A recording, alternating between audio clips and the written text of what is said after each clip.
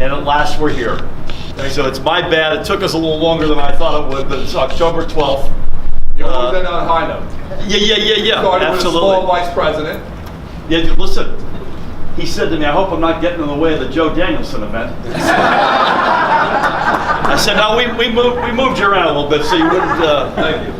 But what a treat at long last to be here. So it's a real honor with both of you guys. And listen, we've gotten very close over the past couple of years, and it's been a lot of politics and good government, but also a lot of personal stuff too. So for all the above, God bless you guys. And I'm honored to be here. Senator, always a pleasure. And I love the way you talked about, let's forget what we've done for you for 10 years. Let me tell you what we've done for you recently. And those are 3 big steps. And I want to say in absentia, my friend Joe Egan, I give him a shout out. You look at the names and look at what they do. You got small business, you got an extraordinarily astute and successful lawyer, and you got a very senior member of organized labor. That's a pretty darn good combination, and I know enough to be dangerous. So I touch now, I'm in all 40 districts in this state, and that's as good a combination of skills on either side of the aisle and experience as we have. Chairman McCabe, we've had a hell of a day. This is pretty darn special. And we had the vice president, and by the way, I'm standing on stage with him a couple of times today thinking, why can't this guy be the president of the United States of America? Right? I mean, oh my Lord. And he still looks like he could take any 3 of us, right? He's 73 or 4 years old, but he's fighting shape. Artie, I don't know what we would have done without you today. You've solved any number of issues. I want to give Peg Schaefer a shout out in absentia. I said to Peg, I told Joe, I said to Peg last night, I said, Peg, we finally got the Joe Danilesn night in the counter. Can't wait to see you tomorrow night. Peg said, oh, by the way, I'm actually in an event with your wife. I'm not going to be there, but have a great time. So, but in absentia, I want to give Peg a shout out, and to all the elected officials. As a Phil Murphy, I got to give my Mayor Phil a particular shout out as we took our picture together and we decided it was Phil squared. But to each and every one of you, I'm honored to be here tonight to give praise to this guy and his team. I mean, this is, as I said, this is as good as it gets. The 17th sort of sets the bar. It's got that uniqueness, and it's got its foot in a couple of counties. And that's actually, I think, a really good thing. And the amount of action in Franklin Township to pick on that is good for everybody. I know it's good for me. When you've got enough really good candidates in competitive races and a freeholder race to boot, that's good for all of us up and down the ballot. And by the way, this I won't take you too long on a school night, but getting as many like-minded brothers and sisters across the goal line is the name of the game, because this state's a mess. And no matter how good any one of us is, we're going to need as many like-minded souls with us, because we're going to have to spend political capital to get this place fixed. So having brothers and sisters in arms looking left and right and up and down the ballot, whether it's at a community, mayor, council, county, assembly, senate, or in the governor's or lieutenant governor's office. This is an all-hands-on-deck moment. Kevin and Artie and others in the room heard me say a couple of these thoughts earlier, and I'll just be brief and say we have 2 incredibly stark choices before us as it relates to the top of the ballot. On the one hand, you've got basically 4 more years of the same old, the failed Chris Christie playbook. The middle class has been left behind. The dreams of those who look up and aspire to get into the middle class have been broken. I apologize. I'll do a 360 theater around here in a minute. And by the way, as it turns out recently, as Kevin was alluding to, the truth has now been left behind, particularly over the past couple of days. Just some awful stuff coming out, not just in the freeholders race, but in our race and up and down the ballot. These folks have taken care of their cronies just fine, and they've gutted the middle class. They've ravaged the middle class. They've epitomized the us versus them governing.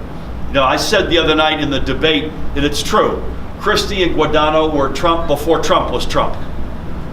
Separating us, dividing us, vilifying us. And the economy, by the way, a jobs report just came out yesterday. All the while, the economy is spinning down, down, and down. We've been left behind by every other state in the nation. So it's either that, or we could turn the page and get new leadership that embraces change, embraces a new set of priorities, and at all costs has the backs of the middle class in the state. So that's investing in education, investing in infrastructure, investing in a fairness agenda, doing the sort of environmental things that the senator spoke about earlier, where we are once again known as that state where people look up to and have us up on a pedestal, that we're a stronger and fairer economy, not just for some, but for every New Jersey family. And that's the state we can be if we embrace change. I also mentioned earlier that I want to, with your help, be the governor of the state that we used to be, a state that was known for growing and fairness, that was respected and trusted, that did big things, that was known for smart government, that proved you could be both responsible and progressive at the same time, that had inclusive leadership, that had civil leadership.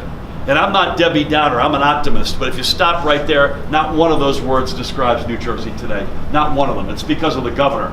Thank God we got guys like this going in every day, pushing back on what this guy and the lieutenant governor have done. I want to be the governor of the state where those words apply again, that we grow, that we're fair, that we do big things, that we're known for smart government, respected and trusted.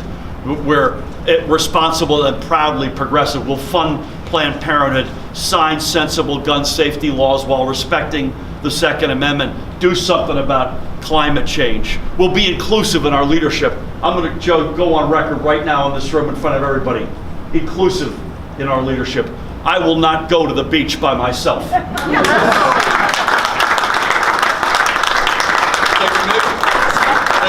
no. If I go, we're all going to the beach together, all right? That we are once again civil in our leadership. Why the heck are we yelling at each other? We got too many challenges as it is. And lastly, I want, with your help and the help of these guys, to be the state where folks say it's compelling again. Whether it's a young woman graduating from college, looking to start her career, a young couple looking to start their family, a small business, trying to figure out where to put their roots down, a senior, we have them up and down the state. Do I stay or do I go? That once again, we're the state where folks say, you know what, you got to look at New Jersey. Something's going on there. They've got momentum. Something's happening. You'll make a mistake not to have it on your list. And it won't just be words, strong and fair and everybody, but folks will see our progress and see themselves in it, whether it's their career or their family or their company or their retirement. So for all the above reasons, I'm so proud to be on the ballot with you guys. It means more than you know. And I know this. The other side, including in the freeholder race here and other races up and down the ballot, I know in my race, they want to scare people to follow them. They want to scare people into voting. That's why you see the behavior that they have on their side. These guys, and I hope I'm in that same league, we're better than that.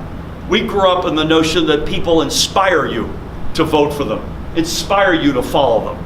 You know, Jack Kennedy, Bobby Kennedy, Martin Luther King, Cesar Chavez, leaders who brought people along not because they were scared to be brought along, but because they believed. They saw a better America. And that's what this is about, in my opinion. A better New Jersey, turning that page, changing.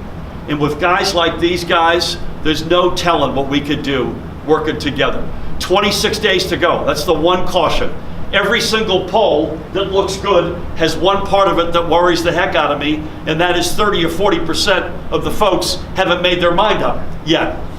As I was saying to Mrs. Smith earlier, as we were discussing this, a big piece of this is, as my wife would say, he who shall not be named, the president. He sucked a lot of the oxygen. You know, this is a late-breaking state in any event, Senator, right? And then on top of that, it's hard to fight for airtime on the front page. And then if that weren't enough, it's natural disasters, it's Las Vegas, it's everything else. So we cannot take anything for granted. People say to me, you in a good place? I say, yeah, I think we're in a good place. I also thought the Brits were going to stay in Europe and Hillary Clinton was going to get elected president 26 days out, right? We all actually thought that. I remember thinking with Hillary, early to mid-October, yeah, we're in good shape. And boy, were we not in good shape. So I don't want to watch that movie again. That's part of the big reason I'm here tonight, to have the backs of these guys, to be here for Joe and for the senator, and to say, you know what, we're going to every corner of this state. I'm a Howard Dean 50-state strategy guy. That's where Peg and I and Joe and I originally bonded. You know what? Somerset County is a place that step by step, brick by brick, can begin to look like Middlesex County the way it looks right now. There's no reason it can't be, but it requires all the work that you all are doing, and I'm in awe of the work you're doing at the local and county level. So for all the above reasons, I'm incredibly honored to be here tonight. I only wish we could have done it earlier, but better late than never. God bless you all, and thank you all.